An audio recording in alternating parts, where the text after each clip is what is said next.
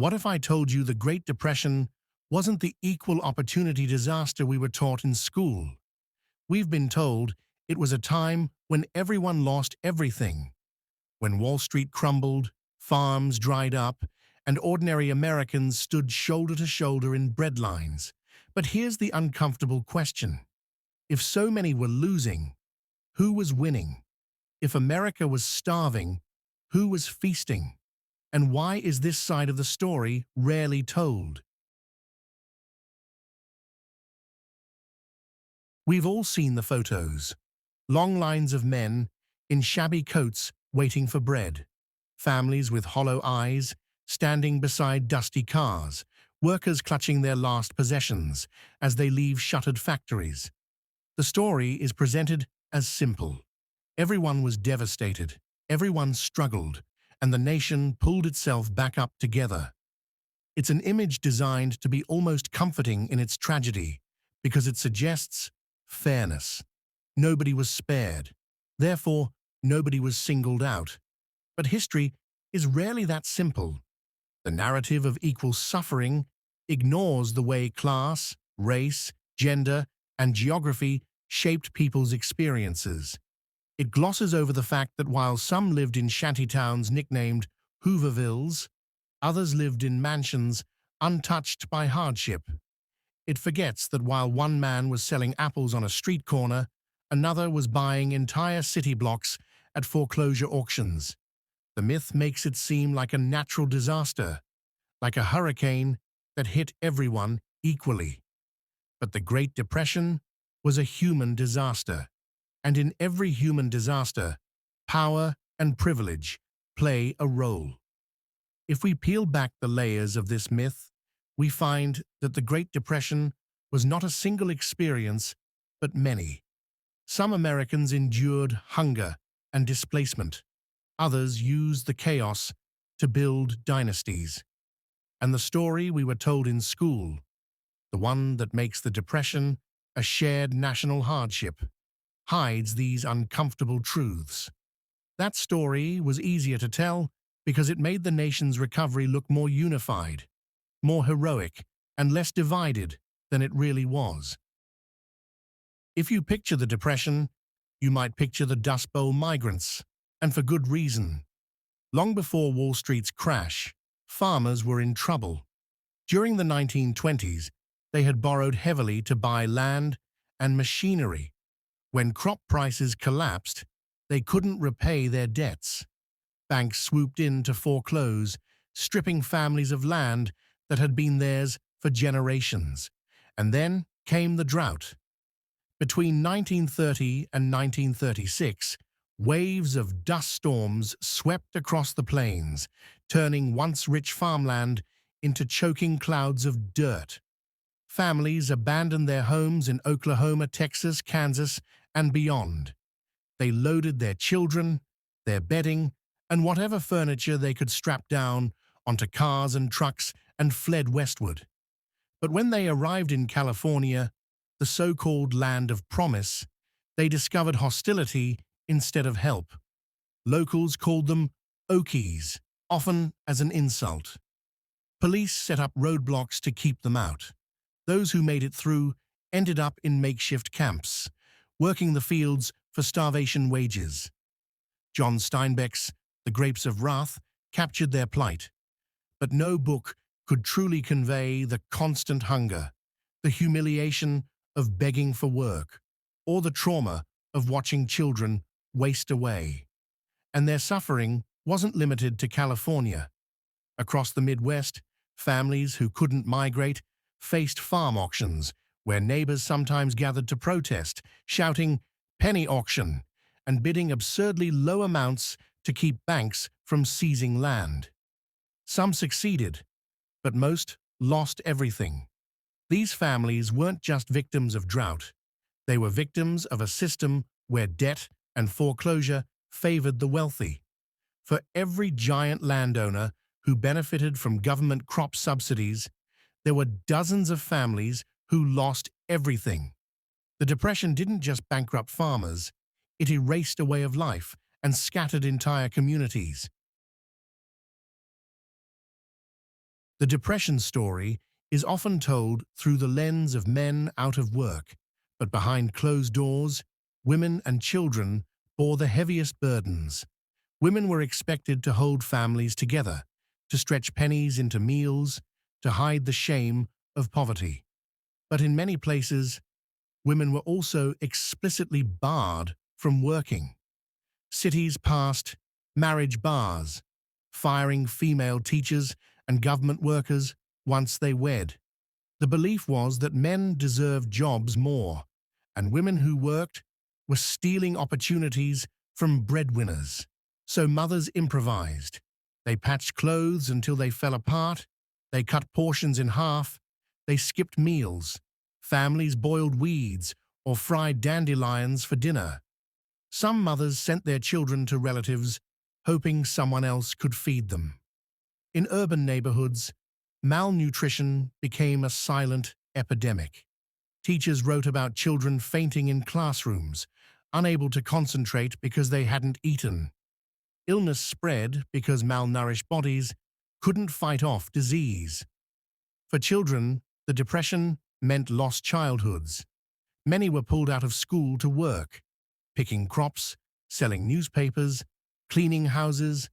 Some became part of what was called the hobo generation, riding the rails in search of work, drifting from town to town. They were barely teenagers, yet they carried the weight of survival on their shoulders.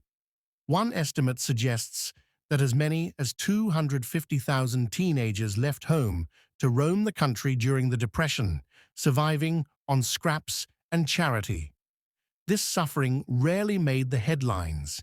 It wasn't dramatic like a stock market crash. It was quiet, hidden inside tenements, farms, and one-room shacks. But it was real, and it shaped a generation in ways that still echo today. Those children grew up fast, and many carried a lifelong fear of scarcity, hoarding food and money decades after the Depression had ended. Nowhere was the inequality of the Depression more obvious than in race. For African Americans, unemployment rates reached nearly 50% in some cities, double the rate for whites. And when jobs did exist, black workers were often the first fired and the last hired. Relief programs frequently excluded them. The Agricultural Adjustment Act, for example, paid landowners to reduce crops. But instead of sharing those funds with the black sharecroppers who worked the land, many landlords simply pocketed the money and evicted their tenants. In the South, the Depression sharpened racial tensions. Lynchings increased. Black families faced hunger, discrimination, and violence. And yet communities found resilience. Churches, mutual aid societies, and grassroots networks offered the support the federal government often withheld. Native Americans were told the Indian Reorganization Act would improve their lives, but in practice, it disrupted traditional governance and imposed outside structures. Many communities remained impoverished, neglected, and subject to policies that stripped away autonomy. Mexican and Mexican-American workers were scapegoated for the lack of jobs. Cities and states launched so-called repatriation drives, deporting hundreds of thousands of people, including many U.S. citizens. Families were uprooted and sent to a country they had never even lived in.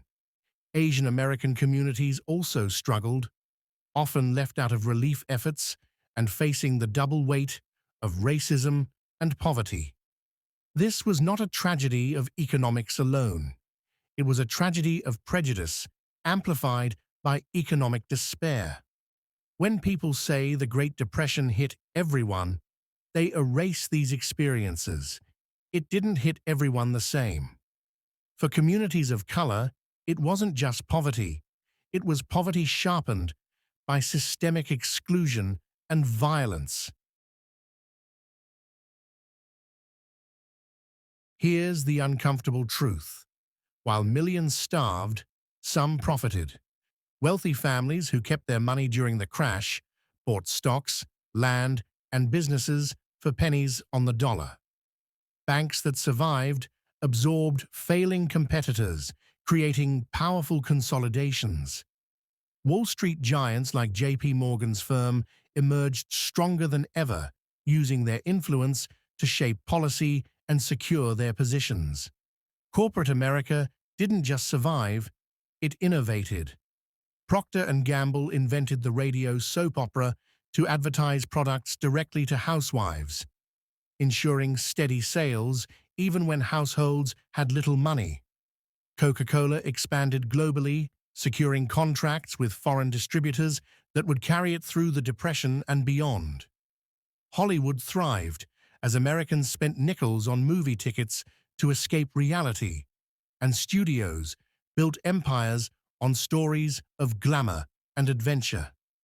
Even agriculture had its winners. Large landowners received government subsidies, while small farmers were pushed off the land. Agribusiness expanded at the expense of family farms. The gap between corporate agriculture and rural families widened, setting a precedent that continues today. For department stores and certain luxury industries, business even grew. Wealthy customers were still spending, while middle and lower-class families scraped by. The Depression wasn't just an economic collapse, it was a transfer of wealth. From small businesses to large corporations, from individual savings to financial institutions, power consolidated at the top, setting the stage for America's corporate dominance in the mid-20th century. The New Deal is celebrated as the savior of America, and in many ways, it was revolutionary. It built dams, highways, schools, and parks. It created social security. It gave jobs to millions, but the benefits weren't spread evenly. Programs like the Civilian Conservation Corps and the Works Progress Administration employed millions of men, but women often found themselves excluded. Black workers and Latino workers often got the worst jobs, the lowest pay, or were left out entirely. Domestic servants and farm workers, the largest categories of Black and Latino employment at the time, were excluded from Social Security at first. Meanwhile, the corporations contracted to provide materials for New Deal projects profited enormously. Steel companies, cement companies, construction giants all reaped the rewards of federal spending.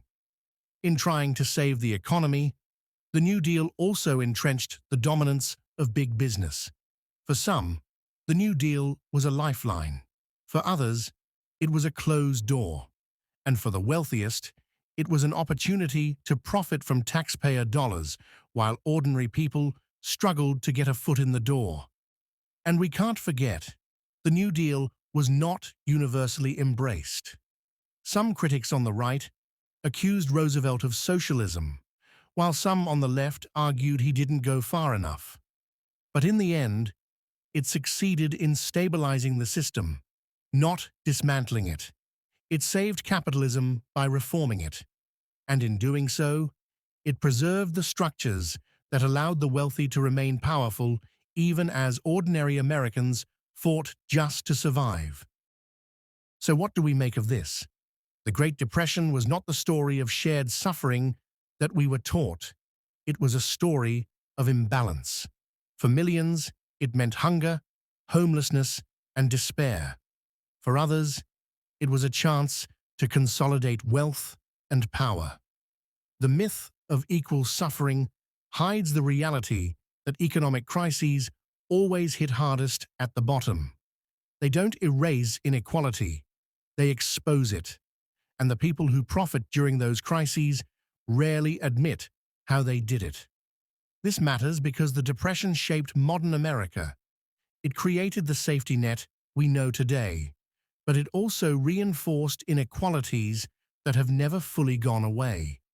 It reminds us that in every economic collapse, there are winners and losers, and understanding who profits is just as important as understanding who suffers.